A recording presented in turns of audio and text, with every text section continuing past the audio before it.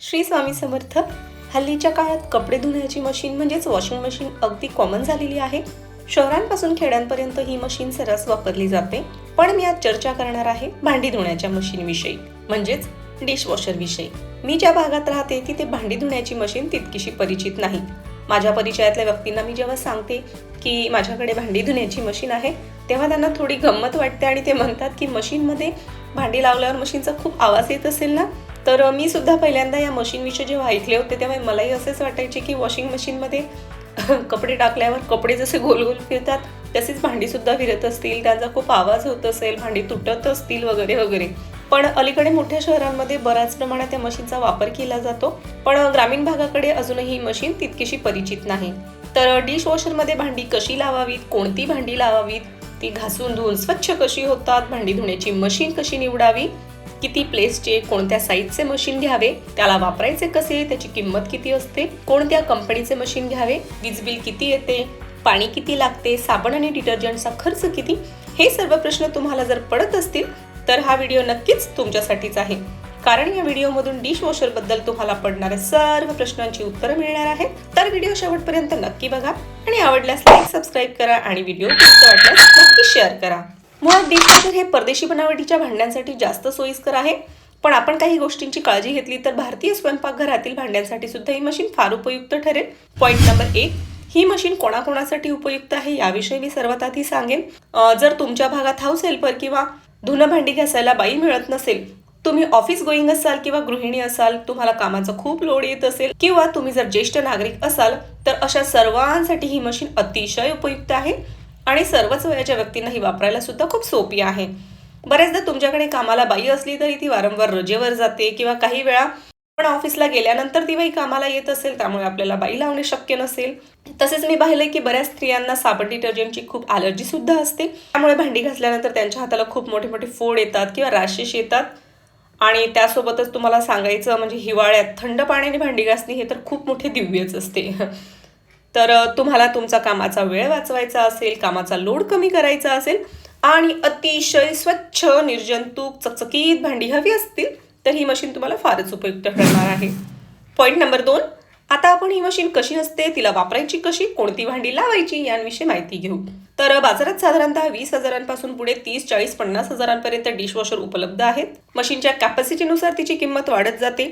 तुमच्या घरात किती माणसे आहेत यानुसार तुम्ही 8 place, 10 place, 12 place, 14 place, 16 place यांपैकी कोणत्याही आकाराची मशीन घेऊ शकतात. ते तुम्ही तुमच्या घरातील सदस्यांच्या संख्येनुसार ठरवू शकतात. साधारणतः 4-5 लोकांसाठी 12 ते 14 प्लेसची मशीन योग्य ठरते. त्यात छोटी मोठी अशी करून 80 ते 84 भांडी बसू शकतात. तुमची भांडी लहान मोठी कशा आकाराची आहेत यावरून सुद्धा या प्रमाणात थोडाफार फरक पडू शकतो. तर मी आता तुम्हाला माझी मशीन दाखवते. तर माझ्याकडे हॅवेल्स लॉयड या कंपनीची मशीन आहे. कोरोना काळात सेकंड लॉकडाऊनच्या वेळी मी ही मशीन घेतली होती आणि ती मी ऑनलाईन मागवली होती. तर 3-3.5 वर्षांपासून ही मशीन अगदी दररोज न चुकता वापरत आहे आणि आतापर्यंत तिला वापरण्यात मला कुठल्याही पद्धतीची अडचण आलेली नाही. या मशीनची किंमत त्यावेळी जवळपास 40,000 रुपये होती. तिच्या आकाराविषयी सांगायचं तर वॉशिंग मशीनपेक्षाही थोड्या मोठ्या आकाराची मशीन आहे. तिची उंची साधारणतः 80-85 सेंटीमीटर, रुंदी 60-70 सेंटीमीटर आणि ही 14 प्लेसची मशीन आहे. माझ्या मशीनमध्ये लोअर बास्केट, अप्पर बास्केट आणि अप्पर बास्केटच्या वर कटलरी बास्केट आहे. मी कटलरी बास्केट वापरत नाही. त्याऐवजी मी स्पून स्टँडमध्ये सर्व स्पून ठेवते, कारण त्यामुळे आपल्याला थोड्या जास्त उंचीची भांडी लावणं शक्य होतं. म्हणून मी ती उपयोगात पडत नसल्यामुळे मी ती बाजूला काढून ठेवलेली आहे. तसेच काही मशीनमध्ये UV लाईटसुद्धा असतात, त्यामुळे भांडे निर्जंतुक व्हायला मदत होते. खालच्या साईडला आणि अप्पर बास्केटच्या खाली स्प्रेइंग आर्म्स असतात. हे पंख्यांसारखे गोल गोल फिरतात आणि त्यामधून पाण्याचे फवारे संपूर्ण भांड्यांवर मारले जातात. आता भांडी घासण्यासाठी काय वापरायचे याविषयी सांगते. तर आपण नेहमी भांडी धुण्यासाठी जो साबण किंवा लिक्विड वापरतो ते या मशीनमध्ये अजिबात चालत नाही. डिशवॉशरची स्वतंत्र वेगळी डिटर्जंट असते. त्यासाठी तुम्हाला साल्ट, डिटर्जंट आणि रिन्स लिक्विड ह्या 3 गोष्टींचा वापर करावा लागतो. मशीनमध्ये खालच्या या बाजूला साल्ट भरले जाते. तुमच्याकडे बोरिंगचे पाणी किंवा हार्ड वॉटर येत असेल तर पाण्यातील क्षार कमी करण्यासाठी साल्ट वापरावेच लागते. त्यानंतर ह्या दुसऱ्या डिस्पेन्सरमध्ये रिन्स लिक्विड भरतात, त्यामुळे भांडी चकचकीत आणि स्वच्छ होतात. आणि ह्या तिसऱ्या डिस्पेन्सरमध्ये डिटर्जंट भरतात. हे भांडी स्वच्छ करण्यासाठी वापरले जाते. डिटर्जंटच्या ऐवजी आपण टॅबलेटचा सुद्धा वापर करू शकतो. साल्ट आणि रिन्स लिक्विड एकदा भरल्यानंतर साधारणतः 1 महिनाभर ते पुरतात. तर हे सर्व साहित्य तुम्हाला ऑनलाईन सहज विकत मिळते. आमच्या शहरात लोकल दुकानांमध्ये हे साहित्य मिळत नाही, त्यामुळे ते आम्हाला कायम ऑनलाईनच ऑर्डर करावे लागते. तर खाली ही जाळी किंवा फिल्टर आहे. भांड्यांमध्ये अडकलेले छोटे मोठे अन्नाचे कण, काडी कचरा या जाळीत कलेक्ट होतो. तर ही जाळी तुम्हाला 8-15 दिवसातनं एकदा घासून स्वच्छ धुवून परत तिथे फिट करून द्यावी लागते. पॉईंट नंबर 3, या मशीनमध्ये भांडी कशी लावायची आणि कोणकोणती भांडी आपण त्यात लावू शकतो. तर या मशीनमध्ये भांड्यांमधील सर्व खरकटे, अन्नाचे कण, बारीक पार्टिकल्स सर्व काढून मग भांडी लावायची. अगदी कोरडी कडक झालेली भांडी यात लावू नये. भांड्यांना पाण्यात भिजत घालून ठेवावे किंवा नळाखाली हलकीशी विसळून घ्यावीत. तुम्हाला असं वाटेल की एवढी भांडी विसळून ठेवण्यापेक्षा ती घासून घेतलेलीच परवडतील, तर तसं अजिबात नाही. कारण जरी आपण स्वतः भांडी घासत असलो किंवा आपल्याकडे मेड येत असेल तरी आपण ताटात उरलेल्या अन्नकणांसकट, खरकट्यासकट भांडी काही घासायला देत नाहीत. त्यावेळी सुद्धा आपण खरकटे, उष्टे सर्व काढून घेतो आणि मग भांडी जमा करतो. तर बिलकुल तीच सेम प्रोसेस आपल्याला डिशवॉशरमध्ये सुद्धा करायची आहे. म्हणजे एकच गोष्ट लक्षात ठेवायची की इथे भांडी घासायची नाहीये, धुवायची नाहीयेत, फक्त त्यांचं खरकट व्यवस्थितरित्या काढून घ्यायचं आहे. तर इथे तुम्ही व्हिडिओत बघू शकता की मी सर्व भांडी सिंकमध्ये जमा करून ठेवली आहेत आणि त्यांचं फक्त खरकट, फूड पार्टिकल्स काढून घेतलेले आहेत. ही माझी 2 वेळची भांडी आहेत. मी दिवसभर घरी नसते. मुले शाळेतून घरी आल्यानंतर त्यांची जेवणाची भांडी, टिफिन बॉक्स असे सर्व भांडी ते इथे जमा करून ठेवतात. सकाळची स्वयंपाकाची भांडी मी स्वयंपाकानंतर ओली करून लगेच मशीनमध्ये ठेवून देते आणि त्यानंतर मशीनचा दरवाजा बंद करते. हा दरवाजा एअरटाईट असल्यामुळे आत ठेवलेली भांडी सुकत नाही, ओलीच्या ओली राहतात. साधारणतः महाराष्ट्रीयन किचनमध्ये ज्या प्रकारची भांडी असतात, जसे खरकटे असते, तशा भांड्यांसाठी ही मशीन उपयुक्त आहे की नाही हा व्हिडिओ मला तुम्हाला दाखवायचा होता. याविषयी माहिती तुम्हाला द्यायची होती, त्यामुळे मी आज सर्व भांडी इथे जमा करून ठेवलेली आहेत.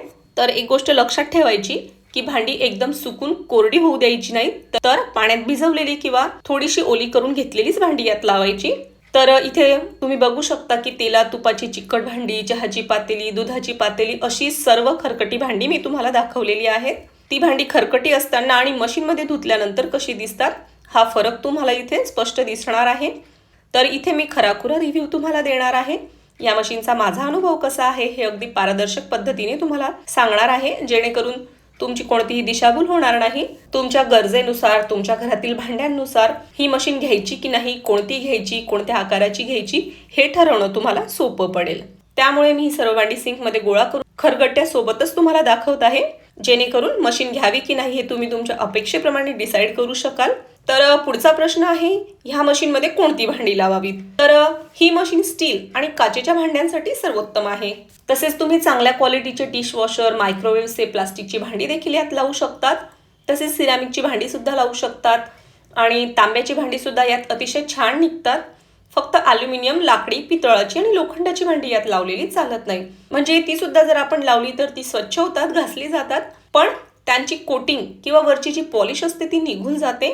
तर मी इथे लाकडी, लोखंडी भांडी सुद्धा तुम्हाला लावून दाखवलेली आहेत. ती यासाठी ह्या मशीनमध्ये ॲल्युमिनियम, लाकडी आणि लोखंडी भांडी लावल्यावर काय होते हे तुम्हाला दाखवण्यासाठी. तर तुम्ही ते स्वतः बघून ही भांडी लावायची की नाही हे ठरवू शकता. तर आता मी तुम्हाला सर्व भांडी लावून दाखवते. परदेशामध्ये ही मशीन गॅस ओट्याच्या खालीच फिट केलेली असते, पण आपण भारतीय लोक हे घरामध्ये दुसऱ्या ठिकाणी, बाथरूम जवळ किंवा वॉशिंग प्लेसमध्ये ही मशीन ठेवू शकतो. मशीनमध्ये सर्व भांडी उपडी म्हणजेच उलटी ठेवायची. जशी आपण रॅकला भांडी लावतो त्याप्रमाणे ही भांडी आकारानुसार ॲडजस्टमेंट करून रचायची. वरच्या बास्केटमध्ये कप, बशी, चमचे, वाट्या, ग्लास ही भांडी रचायची. या वरच्या भागात असलेली कटलरी बास्केट मी इथून काढून ठेवली आहे, कारण कटलरी बास्केटमुळे इथे जास्त उंचीचं भांडं लावता येत नाही आणि खूप जागा अडते, त्यामुळे मी ती काढून ठेवलेली आहे. उंच पातेल्या, ग्लास ही भांडी सहज लावता येतात. आणि मी सर्व चमचे एका स्पून स्टँडमध्ये लावून ठेवते. ही भांडी लावताना तुम्ही खरकटी भांडी कशी दिसतायत हे सुद्धा मी तुम्हाला व्हिडिओत दाखवते. तुपाची वाटी, दुधाची पातेली, कप ही सगळी भांडी तुम्ही व्यवस्थित बघून घ्या आणि ती स्वच्छ झाल्यानंतर कशी दिसतील हे कम्पेअर करू शकता. खालच्या बास्केटमध्ये कुकर, पातेली, कढई आणि प्लेट्स लावायच्या.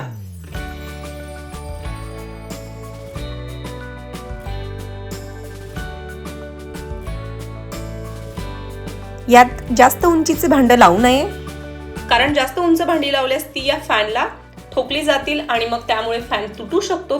त्यामुळे साधारणतः 1.5 ते 1 फुटापेक्षा जास्त उंचीचं भांडं यात रचू नये. तर थोडी ऍडजस्टमेंट करून सर्व भांडी यात मी रचून दिलेली आहेत.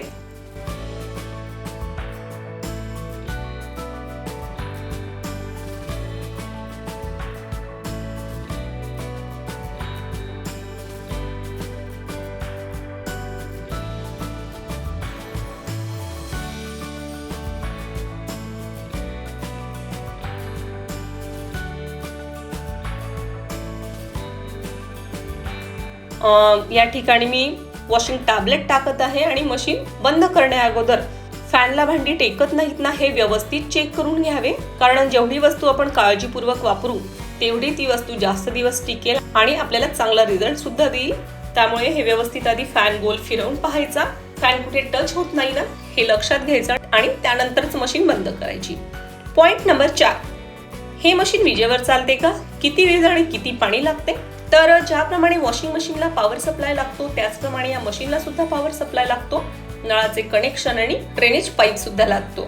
या मशीनला पॉवर सेव्हिंग मोड असतो, त्यामुळे फारसं लाईट बिल येत नाही. म्हणजे माझा अनुभव सांगायचा तर मशीन घेण्या अगोदर माझं जेवढं लाईट बिल येत होतं त्यापेक्षा साधारणतः 100 ते 150 रुपये जास्त लाईट बिल मला यायला लागलंय. म्हणजे या मशीनचा महिन्याचा वीज बिलाचा खर्च साधारणतः 100 ते 150 रुपये आहे. आणि मशीनला 10 ते 12 लिटर पाणी लागते. जेव्हा तुम्ही बेसिनमध्ये किंवा हाताने भांडी घासतात त्यावेळी आपण खूप जास्त प्रमाणात पाणी वापरतो, ते आपल्या लक्षात सुद्धा येत नाही. म्हणजेच त्या मानाने या मशीनला पाणी लिमिटेड प्रमाणात लागते. हा माझा 2 ते 3 वर्षांचा अनुभव आहे. यावरून आपण एक गोष्ट लक्षात ठेवायची की वीज आणि पाणी या दोन्ही गोष्टी खूप जास्त लागत नाही. नेहमीच्या खर्चापेक्षा अगदी थोडाच खर्च आपला इथे वाढणार आहे. तर हे समोर इकडे कंट्रोल पॅनल आहे. येथून तुम्ही प्रोग्राम ऍडजस्ट करू शकतात. म्हणजे मशीन किती मिनिटे लावायची हे सेट करू शकता. 30 मिनिटे, 90 मिनिटे, 2.5 तास, 3.5 तास याप्रमाणे वेगवेगळे मोड इथे असतात. मी दररोज साधारणतः 90 मिनिटे म्हणजे 1.5 तासांचा मोड लावते. या मोडवर भांडी छान स्वच्छ होतात. तर रिन्स लिक्विड आणि साल्ट संपले तर इथे समोर इंडिकेटर ऑन होते. तसेच याला डिले बटन सुद्धा असते. आपण बाहेर गेल्यानंतर नळाला पाणी येणार असेल, त्यावेळी पाण्याची टाकी भरली जाणार असेल तर आपण बाहेर जाण्याच्या आधी 1 तास 2 तासानंतरची वेळ देऊन डिले टायमर सेट करू शकतो. म्हणजे बरोबर तेवढ्या वेळानंतर मशीन आपोआप चालू होणार असते. तर मशीन चालू असताना थोड्या वेळासाठी लाईट गेली तर लाईट लगेच परत आल्यानंतर प्रोग्राम कंटिन्यू होतो. पण लाईट जर जास्त वेळासाठी गेली म्हणजे तास 2 तासासाठी किंवा त्यापेक्षा जास्त वेळासाठी गेली तर मशीन पुन्हा स्टार्ट होते. त्यावेळी ती ऑटोमॅटिक ऑर्डर घेते. जी ऑर्डर आपण लाईट जाण्याच्या आधी दिलेली असते तिथून मशीन पुन्हा स्टार्ट होते. तर मी इथे 1.5 तासांचा टायमिंग दिलेला आहे. तर आपण 1.5 तासानंतर भांडी कशी धुवून होतात हे बघू. तर 1.5 तास झालेला आहे, मशीन बंद झालेली आहे. आपण आता मशीन उघडून बघूया. मशीन उघडल्याबरोबर यातून खूप मोठ्या प्रमाणात स्टीम बाहेर येते. मशीनमध्ये 30 ते 65 डिग्री पर्यंतचे टेम्परेचर क्रिएट होते. त्यामुळे भांडी अगदी निर्जंतुक, स्वच्छ आणि कोरडी सुद्धा होतात. मुलांचे लंच बॉक्स निर्जंतुक आणि स्वच्छ करण्यासाठी तर मला ही मशीन खूप आवडते. तर मशीन लावते वेळी या भागात खूप सारं खरकट पाणी सांडलं गेलं होतं. भाजीचं तेलकट पाणी यावर सांडलेलं होतं. तर ते सगळं पाणी सुद्धा निघून गेलेलं आहे आणि ही प्लेट सुद्धा स्वच्छ झालेली आहे. तर या ठिकाणी तुम्ही बघू शकता की भांडी अतिशय स्वच्छ आणि चकचकीत झालेली आहे. हाताला अगदी छान चिकन लागतात सर्व भांडी. तुम्हाला बघून सुद्धा लक्षात येत असेल की भांड्यांना किती छान चकाकी आलेली आहे. तर या वाट्या, दुधाची पातेली मशीनला लावते वेळी किती चिकट आणि खरकटी होती हे सुद्धा तुम्ही बघितलं आणि त्यानंतर स्वच्छ झाल्यानंतर ती कशी दिसतात हे सुद्धा तुम्ही बघू शकता. तर हे सर्व चमचे, प्लेट्स, हे काचेचं बाउल, त्यानंतर जेवणाच्या सगळ्या प्लेट्स अतिशय स्वच्छ झालेल्या आहेत. तर तेला तुपाची भांडी घासण्यासाठी, स्वच्छ करण्यासाठी तर ही मशीन खूप उपयुक्त आहे. तसेच काचेची भांडी पण यात छान स्वच्छ होतात. स्टीलच्या भांड्यांना छान चकाकी आलेली आहे आणि अगदी निर्जंतुक झालेले आहेत. लाकडी चमचे, लाटणे ही भांडी या मशीनमध्ये लावू नये. तर यासाठी की तुम्ही व्हिडिओत बघू शकता की ह्या दोन्ही वस्तू थोड्याशा भुरसट झालेल्या आहेत. त्यांची पॉलिश निघून गेलेली आहे आणि वारंवार मशीनमध्ये लावल्यानंतर त्यांना तडे सुद्धा जातात. तसेच लोखंडी, ॲल्युमिनियम भांड्यांबाबतही आहे, त्यांची सुद्धा पॉलिश निघून जाते आणि लोखंडी भांड्यावर गंजल्यासारखा एक थर येतो किंवा आणि ॲल्युमिनियमच्या भांड्यांवर पांढरट थर तयार होतो. चहा करताना, भाजी करताना कढई पातेली जळाली किंवा करपली तर ती सुद्धा पूर्ण निघत नाही, तिच्यात थोडंसं खरकट किंवा करपलेलं राहून जातं. तर मी काय करते, ही भांडी मशीन मध्ये लावून देते आणि तिथून काढल्यानंतर तेवढं घासणीने पटकन घासून घेते. हा करपलेला भाग मशीन मध्ये नरम पडतो, त्यामुळे त्याला घासायला फारशी मेहनत लागत नाही. तांब्यांच्या भांड्याबाबत सांगायचं झालं तर तांब्याची भांडी यात अतिशय छान स्वच्छ होतात. हा तांब्या मी मशीन मधनं काढल्यानंतर लगेच पुसून घेतला नाही, त्यामुळे याच्यावर पाण्याचे डाग तयार झालेले आहेत. मी तांब्याची भांडी यात नेहमीच लावते आणि ती छान स्वच्छ होतात. फक्त आपण एकच काळजी घ्यायची की तांब्याची भांडी मशीन मधून काढले की त्याला लगेच पुसून घ्यायचे, कारण तुम्हाला माहितच आहे की तांब्याच्या भांड्यांवर पाण्याचे डाग राहून गेले तर त्यावर काळे डाग पडतात. तर मात्र पितळीची भांडी यात अजिबात लावायची नाहीत, ती टेम्परेचरमुळे पूर्णतः काळी निळी पडतात. तर हा माझा अनुभव आहे. एखादं भांडं चुकून सरळ झालं तर काय होतं हे मी तुम्हाला दाखवते. तर ही वाटी प्रेशरमुळे सरळ झाली तर तिच्यामध्ये पाणी साचलं आणि इथे तुम्ही बाकीची सर्व भांडी बघू शकतात की अतिशय छान स्वच्छ चकचकीत झालेली आहेत. स्पर्शाला हातांना सुद्धा ती अतिशय क्लीन आणि चिकन लागतायत. तर अशा रीतीने मी संपूर्ण खराखुरा डेमो इथे दिलेला आहे. या डिशवॉशरची डिटर्जंट, साल्ट, लिक्विड तसेच टॅबलेट यांची लिंक मी डिस्क्रिप्शन मध्ये शेअर केलेली आहे. तर तुम्हाला ती घ्यायची असेल तर किंवा त्यांच्या किमती वगैरे काय हे सुद्धा तुम्ही तिथून चेक करू शकता. तसेच मशीन खरेदी केल्यानंतर तिच्या इन्स्टॉलेशनसाठी कंपनीचा माणूस येतो, त्याच्याकडूनच इन्स्टॉलेशन करून घ्यावे, सर्व फंक्शन नीट समजून घ्यावे आणि तो माणूस येण्याअगोदर मशीनमध्ये जी बुकलेट असते ना ती आपण आधी वाचून ठेवावी, कारण ज्या गोष्टी आपल्याला कळलेल्या नसतील त्या सर्व शंका त्या माणसाला लगेच विचारू शकतो. तर अशा रीतीने मला या मशीनविषयी जेवढी माहिती आहे, माझा जसा अनुभव आहे त्या पद्धतीने मी माझा अनुभव तुमच्याशी शेअर करण्याचा प्रयत्न या ठिकाणी केलेला आहे. तर ठीक आहे, बघ सर्व गोष्टी तुम्हाला डिटेल सांगितल्यामुळे व्हिडिओ थोडासा लांब सुद्धा झालाय, पण मला खात्री आहे की हा व्हिडिओ तुमच्यासाठी नक्कीच उपयुक्त ठरणार आहे. मी तो सोप्या भाषेत सांगण्याचा प्रयत्न केलेला आहे. तर व्हिडिओ आवडल्यास लाईक करा, उपयुक्त वाटल्यास शेअर करा आणि सबस्क्राईब करायला तर अजिबात विसरू नका. भेटूया पुढच्या व्हिडिओमध्ये. तोपर्यंत श्री स्वामी समर्थ. धन्यवाद.